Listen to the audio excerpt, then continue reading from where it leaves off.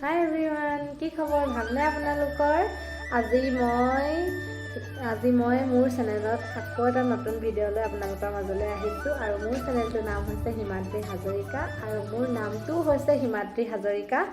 আৰু মই আজি আপোনালোকৰ মাজলৈ আগবঢ়াইছোঁ যে আমি আজি ৰাতিৰ সাজত কি বনাইছিলোঁ সেয়াই আজি মই আপোনালোকৰ মাজলৈ ৰেচিপি আকাৰে লৈ আহিছোঁ।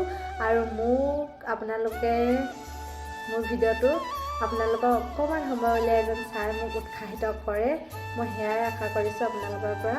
আৰু বেছি নাপাওঁ, মই আহক আমাৰ ৰেচিপি চাওঁ। আজি আমি ডিম চপ বনাবৰ কাৰণে 3টা আলু লৈছোঁ আৰু 2টা ডিম লৈছোঁ। মানে আমি এই 3টা আলু আৰু 2টা ডিমৰ পৰা আমি 4টা ডিম চপ বনাম, সেইটো পৰিমাণত আমি বস্তুটো লৈছোঁ।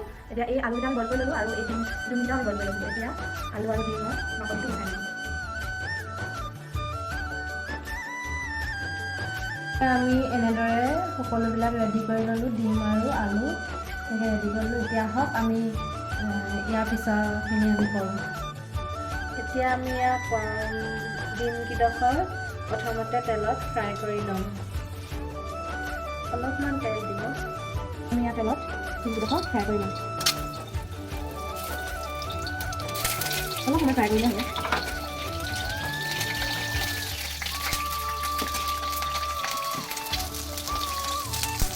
অলপমান হালধি,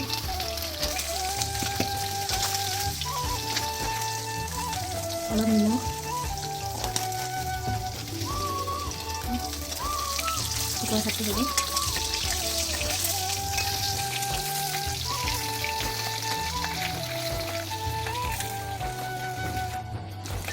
হৈ গ'ল, ইমান সময় ফ্ৰাই কৰিলেই হ'ব, অলপমান ফ্ৰাই কৰি ল'লেই হয় মুঠতে।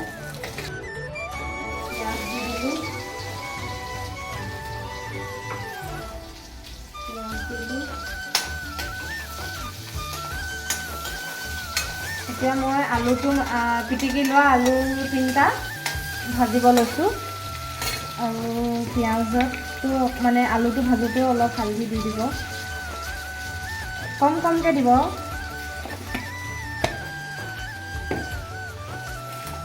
কাৰণ আলু পিটিকোঁতে মই নিমখ দিয়া নাছিলোঁ, পিটিকোঁতে দিব পাৰে কিন্তু মই নিদিলোঁ কাৰণে মই এতিয়া অলপ দি দিওঁ। নিমখ দিওঁতে সাৱধান। পিঁয়াজটো গলাৰ পিছত মই ইয়াত খুন্দি লোৱা আদা নহৰু অলপ দি দিম, অলপমান আদা নহৰু খুন্দি লোৱা দি দিছোঁ। এয়া মিহি মিহিকৈ কাটি লোৱা জলকীয়া 2টা। এতিয়া এয়া অলপ ভাজি পিনি পিঁয়াজটো এইটো কালাৰ অহালৈ ভাজিলোঁ। ভাজি লোৱাৰ পিছত এতিয়া মই ইয়াত পিটিকি লোৱা আলুখিনি দি দিম। গেছটো কম কৰি থ'ব, নহ'লে জ্বলি যাব ন, কাৰণ আলু সিজি আছে।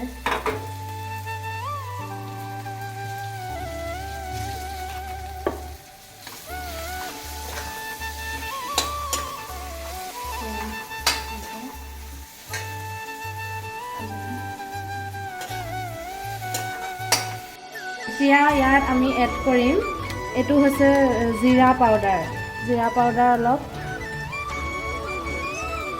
এইটো হৈছে কাশ্মীৰ মিৰ্চ কালাৰৰ কাৰণে দিছোঁ অলপ।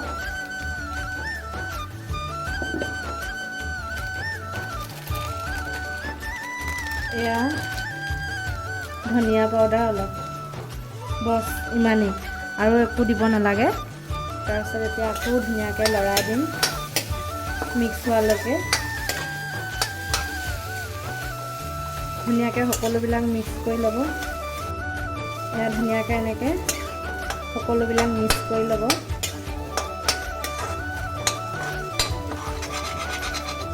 সৰু ল'ৰা ছোৱালী থাকিলে ঘৰত জলকীয়াটো নিদিওঁ বুলিলেও পাৰিব। এনেকৈ কৰি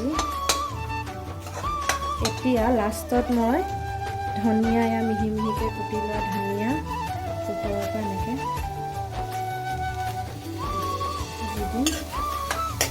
আৰু এয়া মোৰ আলুটো ৰেডি হৈ গ'ল। এতিয়া তাৰ পিছৰখিনি আপোনালোকক দেখাই আছোঁ। ডিম এটা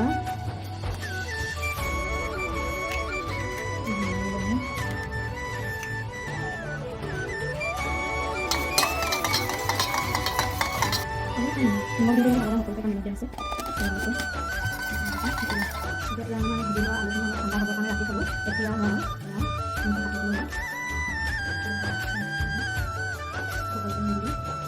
ডিমডোখৰ এই ডিমৰ চাইডটো এনেকৈ দিব লাগিব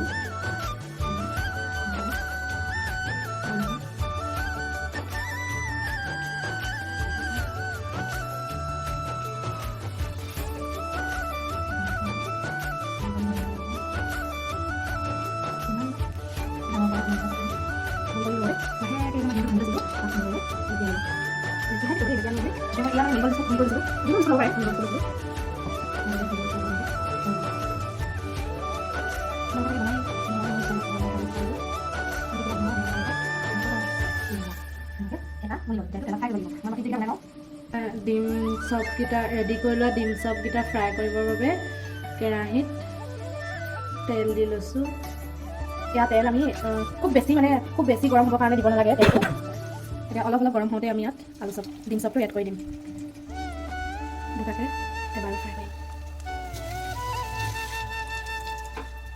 এনেদৰে লগালগ হিলাই নিদিব গেছটো কমাই থৈ দিব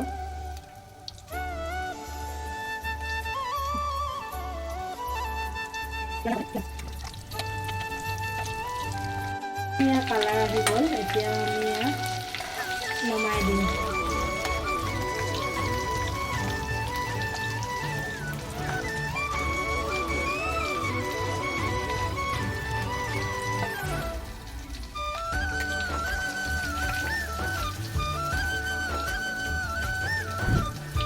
বাহিৰৰ দোকানৰ পৰা কিনি খোৱাতকৈ ঘৰত বনাই খোৱা টেষ্টেই বেলেগ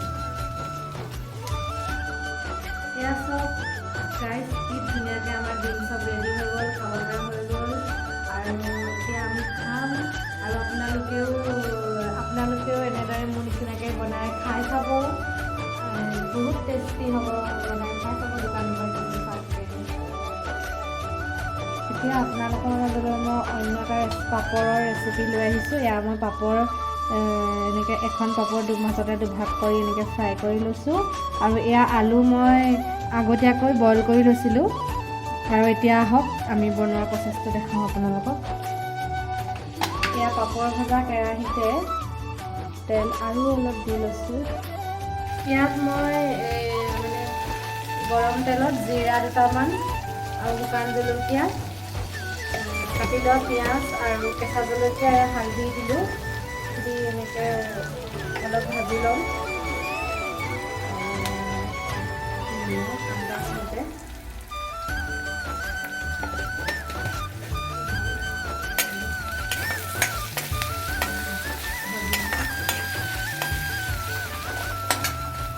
অলপ ভজাৰ পিছত এনেকৈ কাটি লোৱা এটা বিলাহী দি দিছোঁ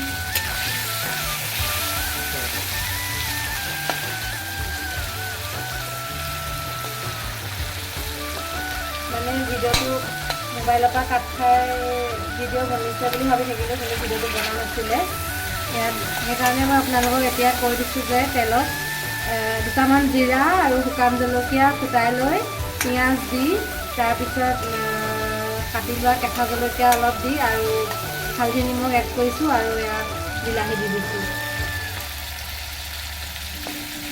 এনেদৰে ভাজি লোৱাৰ পিছত অলপ বিলাহীটো গলিবলৈ দিম এতিয়া মই ইয়াত বইল কৰি লোৱা আলু এনেকৈ কাটি লৈছোঁ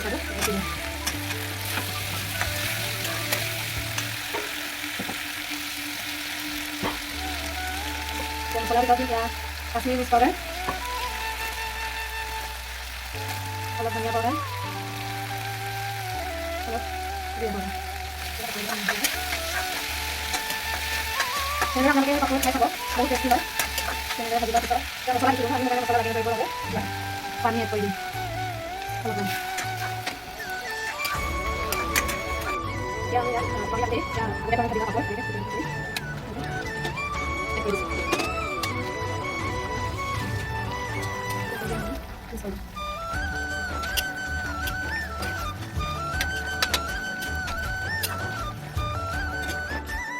এয়া অকণমান এনেকৈ পানী থাকোঁতে আমি কাঢ়ি থৈ দিম কাৰণ আমি অলপ জোল কৰি খাই ভাল পাওঁ মানে শুকান নকৰোঁ সেইকাৰণে একেবাৰে। এতিয়া ইয়াত মই কাটি থৈ দিয়া কেঁচা ধনিয়া এড কৰি দিছোঁ।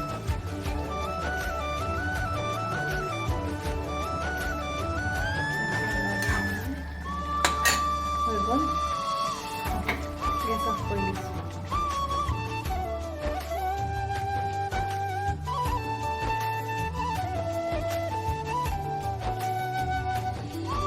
এতিয়া মই আপোনালোকৰ মাজলৈ লৈ আহিছোঁ তিতা কেৰেলা আৰু ডিমৰ এটা ৰেচিপি।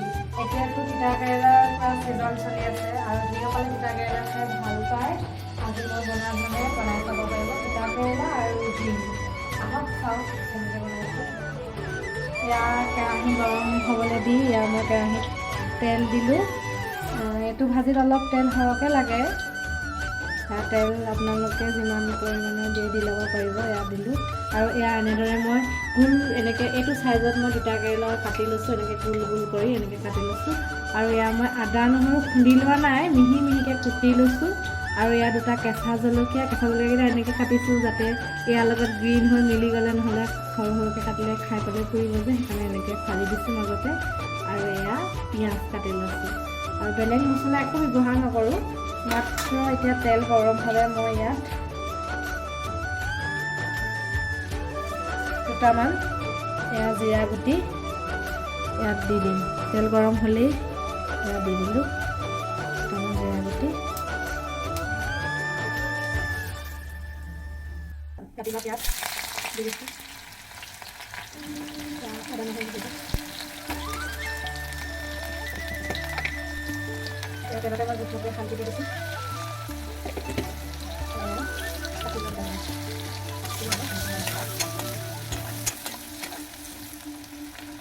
বেছিকৈ এইটো ভাজিব নালাগে কাৰণ আদা নহৰু জ্বলি গ'লে খাবলৈ বহুত বেয়া লাগে। কাৰণে এতিয়া মই এনেকৈ কাটি লোৱা তিতা কেৰেলা দি দিম। ধুনীয়াকৈ মেলি মেলি শুকানকৈ এয়া ভাজি ল'ম।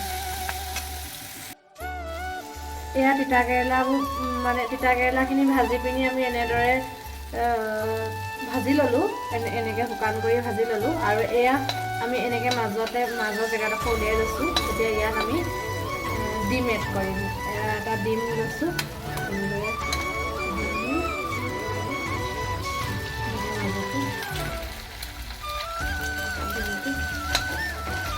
ভাজি ল'ম আৰু মই নিমখ ইয়াত দিলোঁ। আপোনালোকক দেখাবলৈ থাকি গ'ল, মই নিমখ দিলোঁ বাৰু।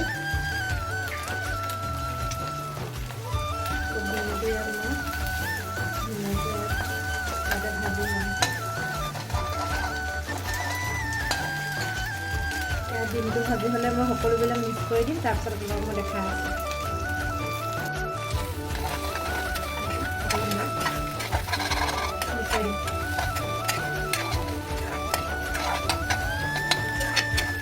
আপোনালোকে সকলোৱে তিতা কেৰেলা চব্জি খায়, কিন্তু মই আজি এনেদৰে ডিমৰ লগত তিতা কেৰেলা চব্জি বনাই দেখালোঁ আপোনালোকক। এনেদৰে ডিমৰ লগতো খাই চাব বহুত। এয়া আমাৰ তিতা কেৰেলাৰ লগত ডিমৰ চব্জি ৰেডি হৈ গ'ল, খাব পৰা হৈ গ'ল। আজি মই আপোনালোকক এয়া আনকমন এটা ইউনিক ৰেচিপি আপোনালোকৰ সৈতে শ্বেয়াৰ কৰিলোঁ। আপোনালোকে খাই পাইছে নাই মোক কমেণ্টত সকলোৱে জনাব আৰু যদিও খাই পাইছে তেতিয়াহ'লে জনাব আৰু যদিও নাই পোৱা সকলোৱে এনেদৰে বনাই খাই চাব। আৰু আজি যদি মোৰ ভিডিঅ'টো সকলোৱে চাই ভাল পাইছে তেনেহ'লে like, comment, share and subscribe কৰি দিব। Bye bye.